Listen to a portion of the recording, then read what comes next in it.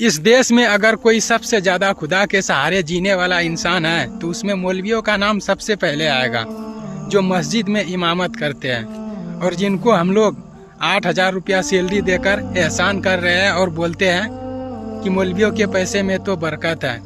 कितना बरकत है मौलवियों के पैसे में वो तो मौलवियों को ही पता है। चलिए आज उन्हीं के फीलिंग्स के बारे में बात करते हैं। एक मौलवी का बच्चा मदरसा में पढ़कर सिर्फ मौलवी ही बन सकते हैं। वो अपने बच्चे को प्राइवेट स्कूल में पढ़ा ही नहीं पाएंगे क्योंकि उसका औकात ही नहीं है।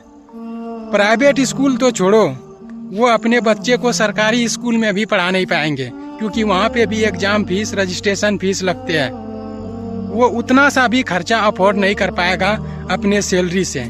वो ऐसा इसलिए क्योंकि हम लोग 8,000 रुपया सैलरी देकर उसको बांध कर जो रखे हुए हैं। इसीलिए मौलवी का बच्चा सिर्फ मदरसा में पढ़कर मौलवी ही बन सकते हैं। ये सब तो छोड़ो भाई, उसके घर में अगर कोई बीमार हो गया ना तो उसको इलाज के लिए सोचना पड़ता है कि पैसे कहाँ से लाए। वो अपने परिवार को भी ढंग से नहीं चला सकते हैं और इसका जिम्मेदार सिर्फ हम लोग हैं। हम लोग कहीं पे भी काम करके 20 से 25,000 रुपया महीना कमा लेते हैं और छाती ठोक के बोलते हैं कि हम इतना कमाते हैं, और वो मौलवी कहीं बोल भी नहीं पाता है क्योंकि बोलेंगे तो लोग उसी का मजाक उड़ाने लगेंगे कि कैसा मौलवी है। इसीलिए वो अपना तकलीफ को अपने दिल के अंदर ही रखते हैं, दूसरों को बताते नहीं हैं।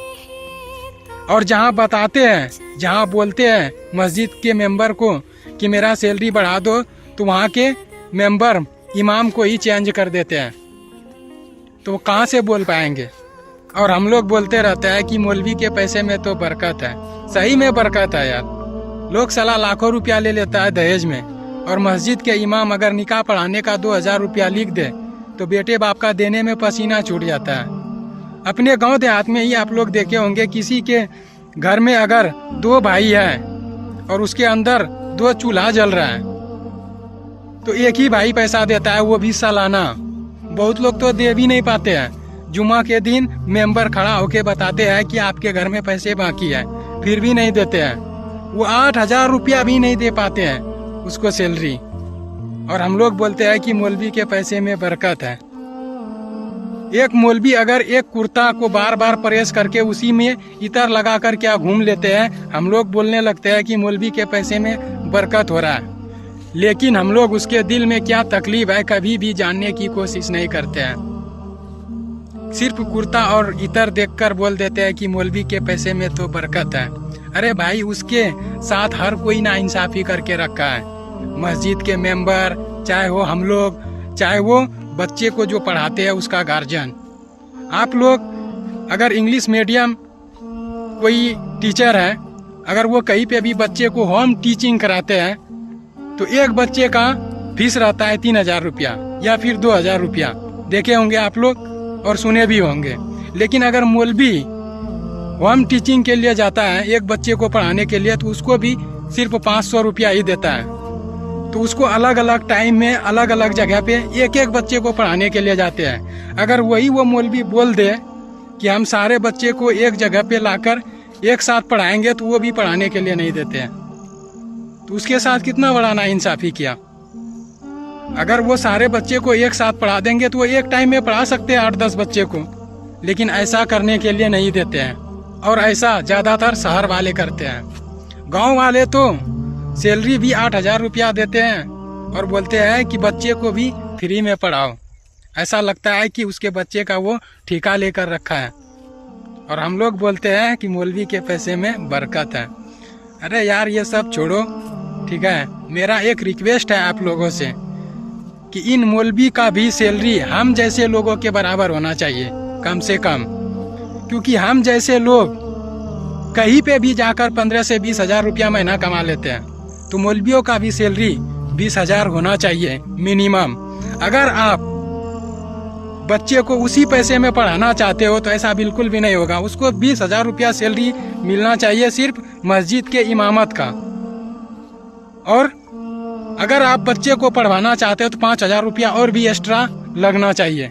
25,000 रुपया सैलरी कीजिए, तब आपके बच्चे को भी 2 टाइम पढ़ाएंगे मस्जिद में। अगर आप ये चाहते हैं कि हम 20,000 रुपया उसको सैलरी देंगे और उसी में बच्चे को भी पढ़ाएंगे, तो वो आपके बच्चे का ठेका लेके नहीं रखा है। 20,000 रुपया सैलरी तो इन मौलवियों का होना ही चाहिए कम से कम, और उसमें बच्चे को नहीं पढ़ाएंगे। अगर आप बच्चे पढ़वाते हैं तो कम से कम सैलरी उसको 25,000 रुपया पर मंथ देना होगा। और ऐसा करने के लिए मेरे पास एक आइडिया है। जिस तरह से हम लोग सालाना पे करते हैं मौलवी का सैलरी, अब उन चीज को हटा देना चाहिए। और जितना भी नौजवान बाहर में काम करते हैं, जितना भी नौजवान कमाने वाले हैं, उन सभी से इन मौलवियों का सैलरी पेड करवाना चाहिए। और ऐसा करने के लिए मस्जिद के नाम पर एक स्कैनर बनवाइए, और वो स्कैनर वो सारे नौजवान के मोबाइल में रहना चाहिए। और प्रत्येक मंथ 100 रुपया उस स्कैनर पर आना चाहिए मौलवियों के नाम, ताकि उसका सैलरी पूरा हो सके। और ऐसा करने के लिए हम नौजवान को आगे आना पड़ेगा, तभी मस्जिद के इमाम का सैलरी बेहतर बना सकते हैं हम लोग मिलकर। अगर आप लोग बाहर में रहते हैं, बाहर में काम करते हैं, तो आप 5 रुपया पर डे के हिसाब से, जो कि एक गुटके के बराबर है, अगर आप दिन भर में एक गुटका कम खाएंगे ना, तो वही मस्जिद के इमाम आपके लिए दुआ करेंगे। तो शायद हो सकता है आपका गुटखा खाने का आदत भी छूट जाए, या तो फिर आपको बीमारी से भी ग्रसित ना होना पड़े उसके दुआओं की वजह से। तो ये हमको नहीं लगता है कि किसी के लिए मुश्किल होगा 5 रुपया पर डे के हिसाब से देना अपने मस्जिद के इमाम के लिए। और ऐसा करने के लिए हमको लगता है हर एक गाँव में 200 नौजवान से तो ज्यादा होंगे बाहर में खटने वाला। अगर वो लोग 100 रुपया पर मंथ देते हैं, जब तक वो कमा रहे हैं तब तक, अगर नहीं कमा रहे हैं तो उसके घर वाले, जो भी जिस तरह से हम लोग सालाना पेट करते हैं धान चावल गेहूँ, उसके हिसाब से उसके घर वाले देंगे। और कमा रहे हैं तो उसके घर वाले नहीं देंगे, कमा रहे हैं तो उसको ही 100 रुपया पर मंथ देना पड़ेगा अपने मस्जिद के इमाम के लिए, उस स्कैनर पर जो स्कैनर बनाएगा उस मस्जिद में। और उससे फ्रॉड होने का चांस भी कम है, क्योंकि आप हर महीने उस स्कैनर का जो भी बैंक होगा उसका स्टेटमेंट निकालकर चेक कर सकते हैं। और ये इजाज़त सब नौजवानों को रहेगा कि कोई भी फ्रॉड ना कर ले, कोई भी पैसा इधर उधर ना कर ले, कितना ट्रांजैक्शन हुआ है, उससे कितना सैलरी दिया गया है मस्जिद के इमाम को, आप उसका स्टेटमेंट निकालकर चेक कर सकते हैं। ये हक आपको पूरा दिया जाएगा। अगर ऐसा करते हैं तो हम लोग उन लोग का सैलरी बेहतर बना सकते हैं।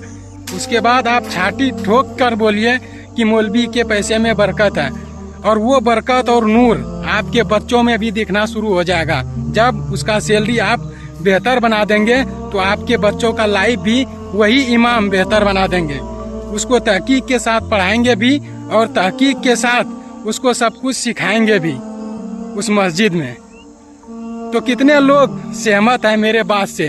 अगर आप लोग इस टॉपिक से सहमत हैं तो जितने भी अपने इलाके में वीडियो बनाने वाले ब्लॉगर हैं उन सभी से रिक्वेस्ट है कि इस टॉपिक पर वीडियो बनाया जाए और हर एक गांव के मस्जिद में एक स्कैनर खुलवाया जाए, ताकि हर नौजवान 100 रुपया उस स्कैनर में डाल दे मस्जिद के इमाम का सैलरी के लिए। तो जितने भी लोग इससे सहमत हैं तो कमेंट करके जरूर बताएं, और इसको लगाने का भी हम लोग कोशिश जरूर करें।